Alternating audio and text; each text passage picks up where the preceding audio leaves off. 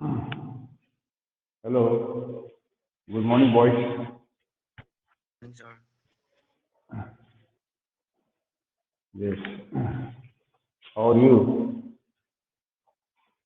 Sir, fine, thank you.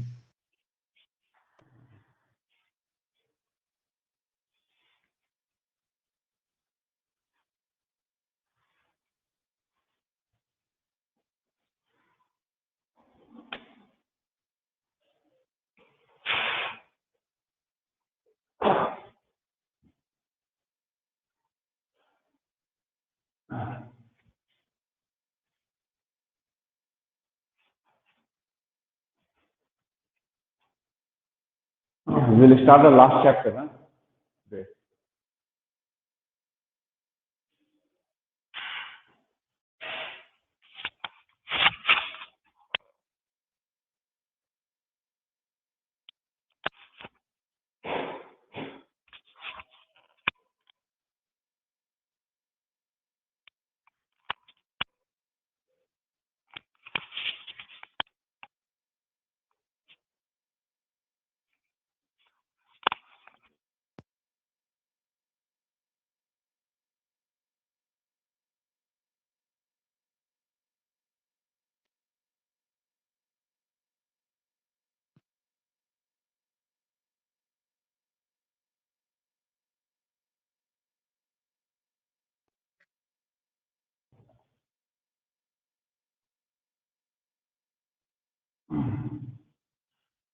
Hello.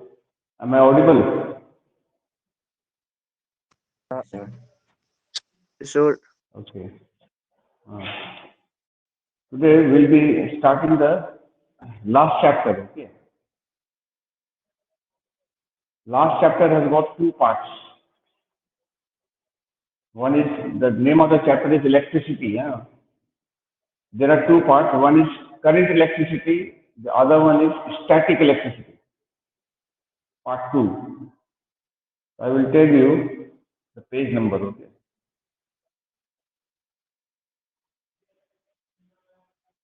That B, part B is there, okay. On page number 153. 153. The name of this part is static electricity, okay. There are two parts, current electricity and static.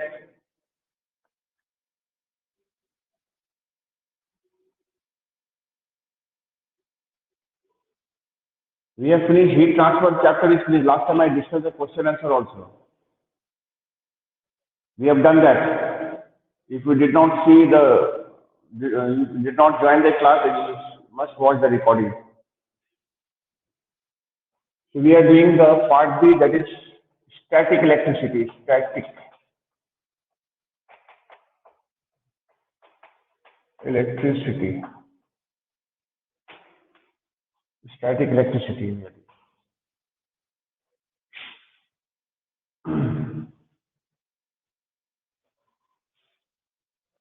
Okay. There is another part, current electricity. That part we will be doing in class 9 and 10. So that part we are not doing just now. We are doing only static electricity. Okay, only part B we will do.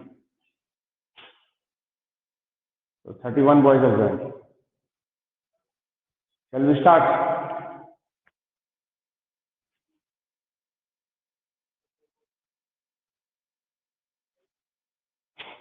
We should start now. Huh? Okay.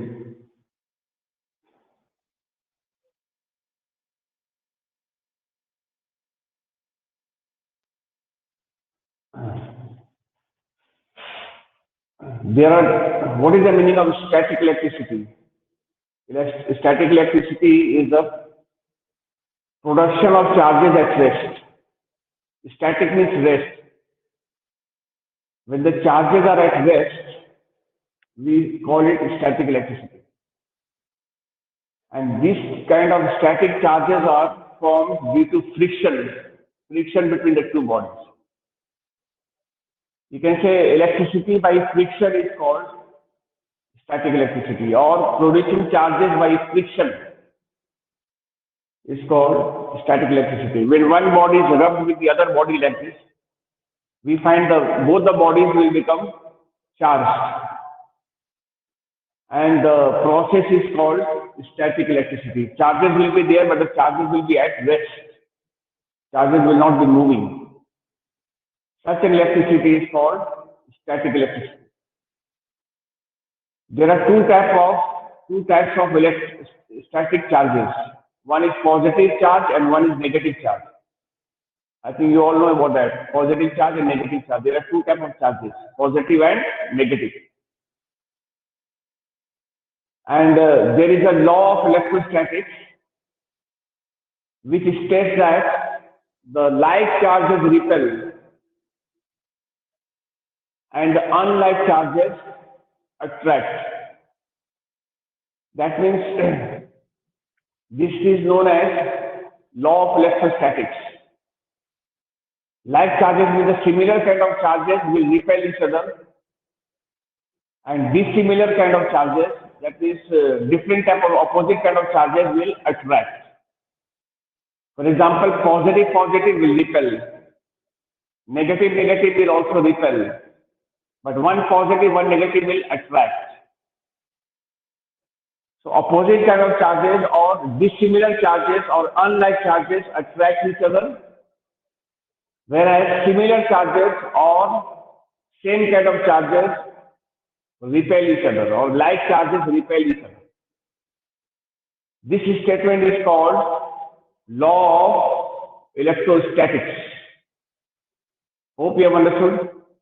Please respond if you have understood or you got anything to clarify. Understood. Yes, sir. Okay. Sir, like magnet. You know that very well. Okay. Now, what is the meaning of positive charge, or when does the body become positively charged? Definitely it becomes positively charged when we rub one body with the other body.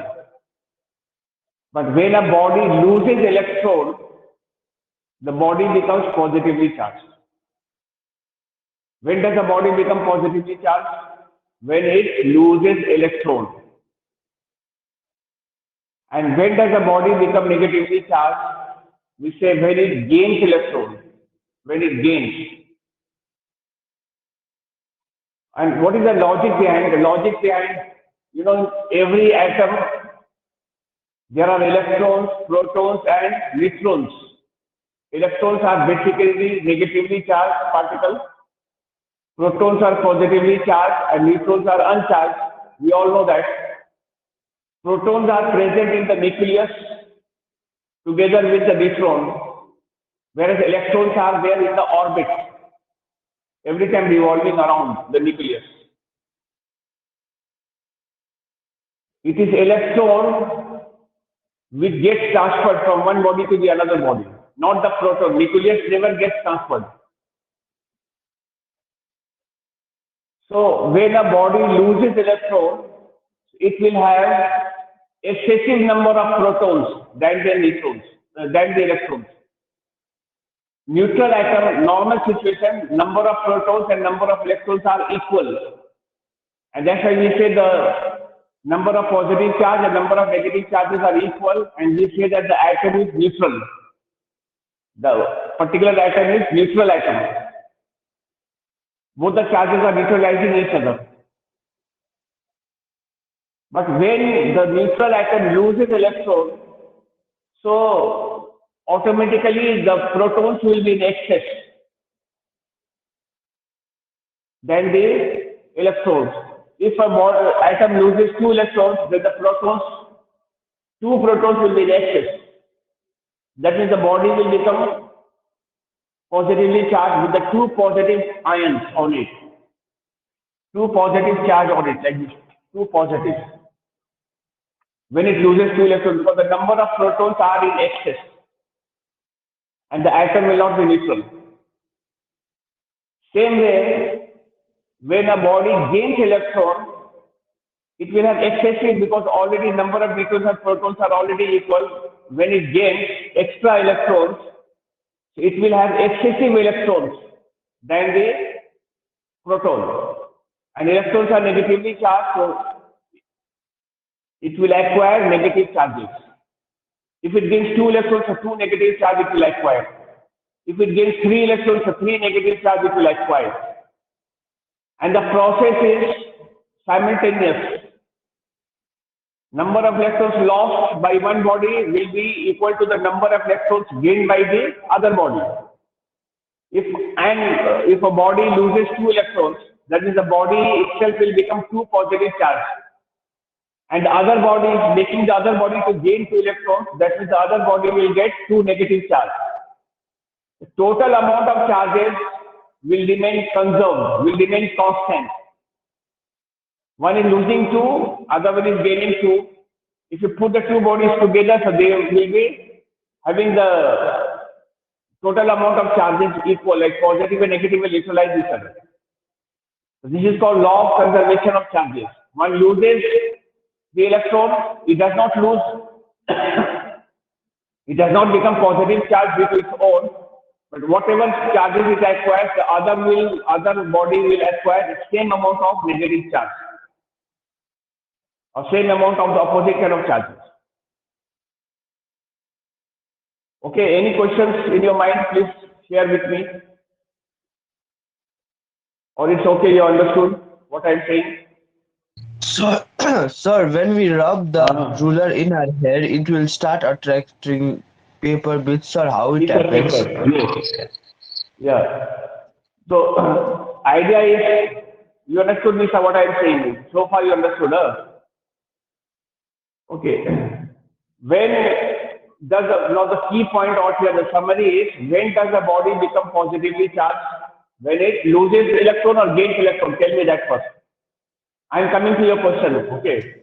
When loses So after electrons. this part, yes, when it loses electron. And when does the body become negatively charged? When does it become? Sir, when it gains electrons. Electrons. Yes. If I ask you what happens to the mass of a body when it becomes positively charged, what happens to the mass of the body? Will it increase, decrease, or remain the same? What will happen? Sir, it will Can you decrease. guess? It will decrease because it's losing electrons. We are very good. Since it is losing electrons, so the mass will be decreasing. And the body which gains negatively charged or which becomes negatively charged or which gains electron will be having its mass increasing because it's gaining electrons, so extra number of electrons are coming. Isn't it? All right. Okay, boys. Yes, sir. Hello. Okay. Now, what happens between the two same kind of charges or similar charges? What happens? They attract or repel. What happens? Please share. Sir, can you repeat? Two same kind of charges. What do they do? Do they attract each other or repel? What happens? So repel. So they repel. Sir, Repel. repel. And two unlike charges. Yeah, you are right. And two unlike charges Sir, attract. So they attract. attract. Very good. But they are, what kind of charges are they moving charges or they are static charges? Charges at rest. What kind of charges are they? Sir, static. Static. That means they are at rest. They are not moving only. What do we see? We can see two things: either attraction taking place or repulsion taking place. Am I clear? Yes, sir. What is this statement called? Law of electrostatics. Law of electrostatics. Okay. Now, you have to remember two things. Like when we are having a glass rod, this is glass rod. When a glass rod is rubbed with silk, here we are having silk cloth. Silk cloth we are using for rubbing glass rod, rubbing several times like this.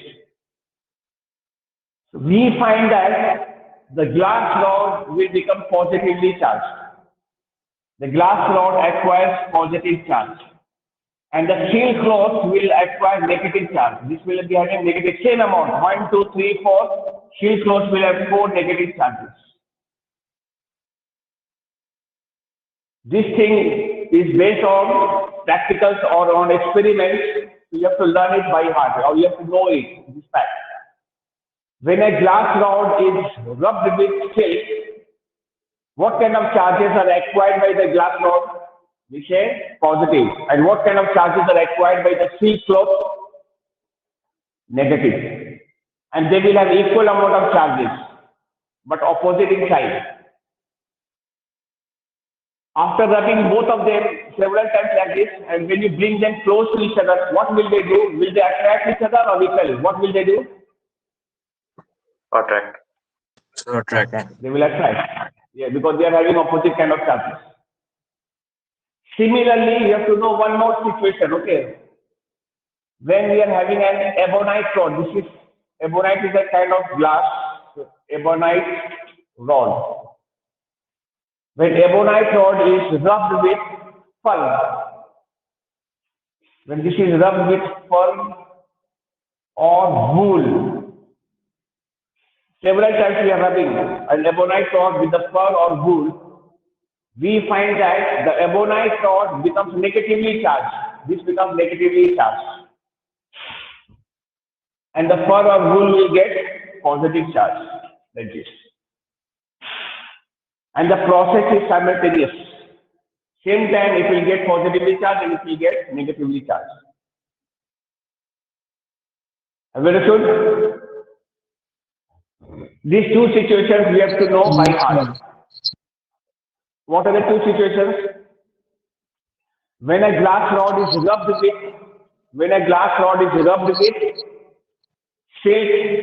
glass rod is positively charged and the silk is negatively charged, silk cloth.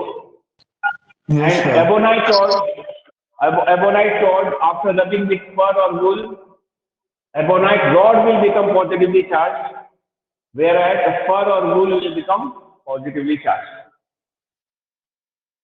Understood? Yes. Yes, sir. And when a glass rod after rubbing with silk and an ebonite rod after rubbing with fur, when we bring close to one another, what will they do? Will they attract each other or will they repel? What will they do? Sir, they attract. They will attract. And suppose we are taking two glass rods, rubbing both the glass rods with silk. Both the glass rods are rubbed with silk and brought near to each other. What will they do? Will they attract or repel? They will repel. Same way, two ebonite rods, and both the rods are rubbed with fur or wool and brought after rubbing. We are removing this fur or wool and bringing the two ebonite rods close to one another. What are they going to do? Are they attracting or repelling? What will they do? Sir, repel. They will repel. Okay. Now I'll answer to your question, but the details I'll teach in later. Okay, just listen. When a comb is rubbed against hair like this, the comb is made up of plastic. Over there, positive charges are formed on the comb. And when we bring it close to the piece of paper, it produces opposite kind of charges on the piece of paper. That means comb is positive and the piece of paper is negative. What will they do now? Will they attract each other or they will repel? What will they do?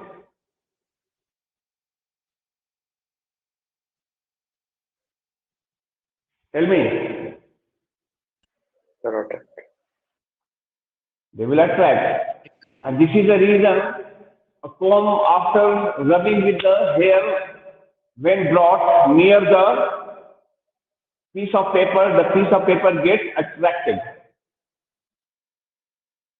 And this is the example of static electricity. We see two things, two effects of static electricity, either attraction or repulsion. Two effects we can see. Hope you have understood, but the details I will tell you why it happens like that. Yes, sir. So, yes. Now,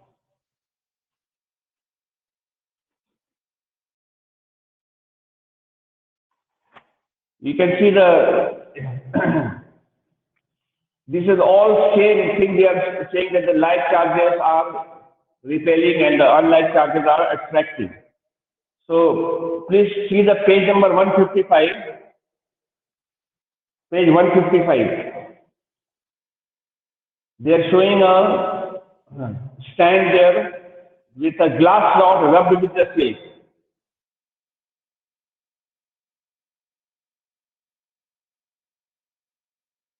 They are showing the repulsion there.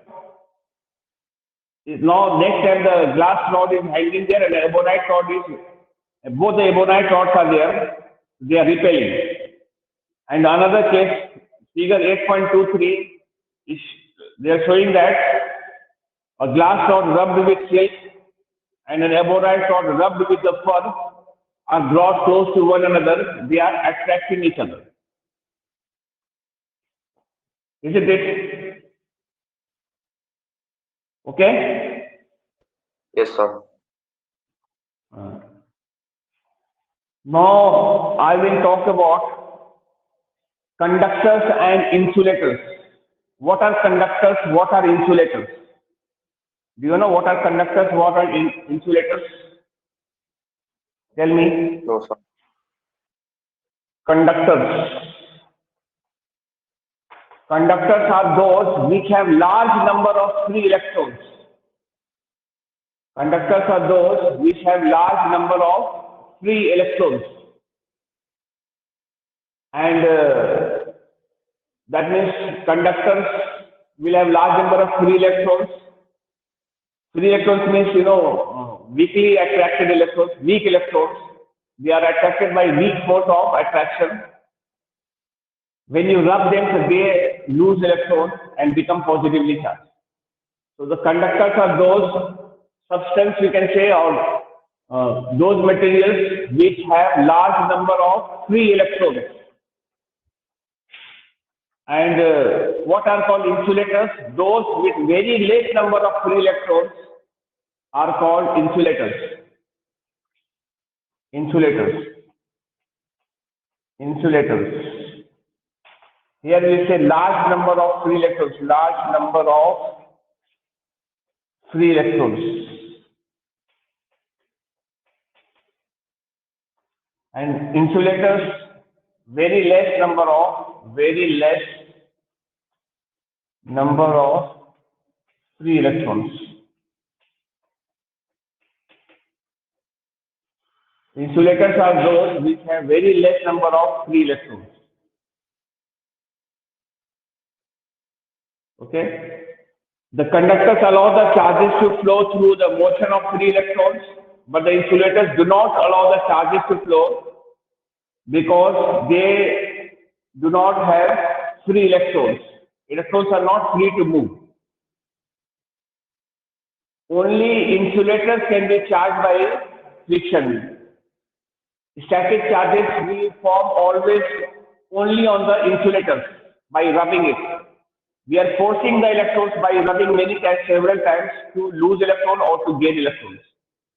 That means static charges, positive and negative charges, are formed only on insulators by rubbing. Okay?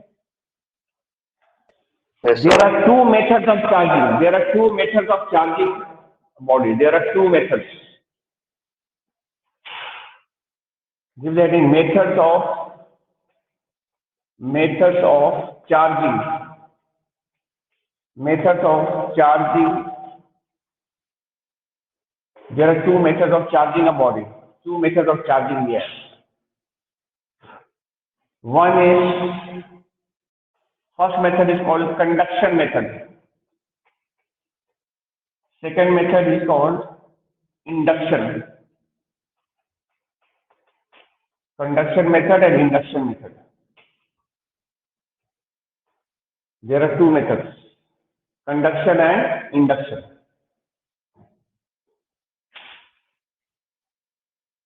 To charge a body, we have two methods. First one is called conduction and the second one is called induction. Two methods are there.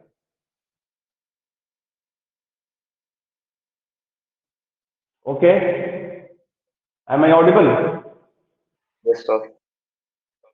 Okay. How many methods are there for charging a body? Two.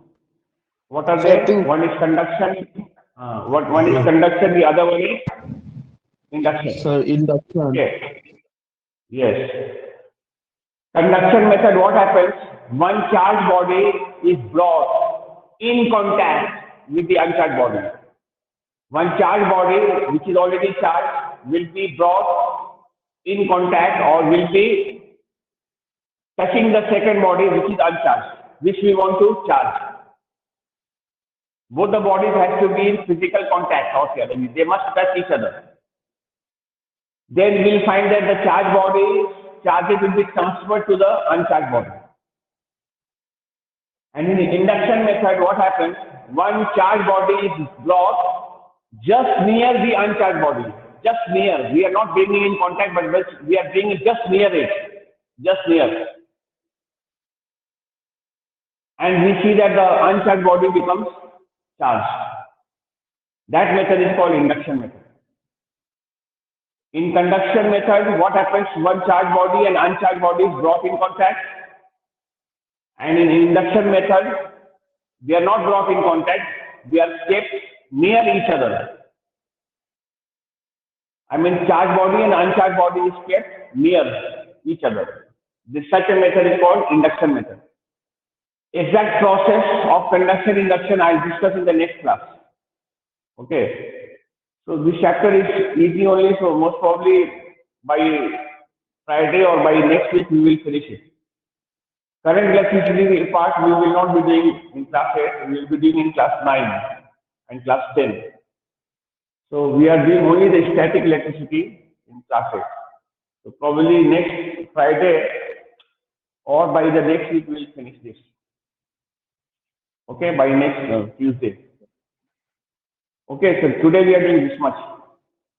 Yes, sir. Bye, sir. Right. Thank you, sir. Bye, sir. Yes, sir. Bye, sir. Thank you, sir.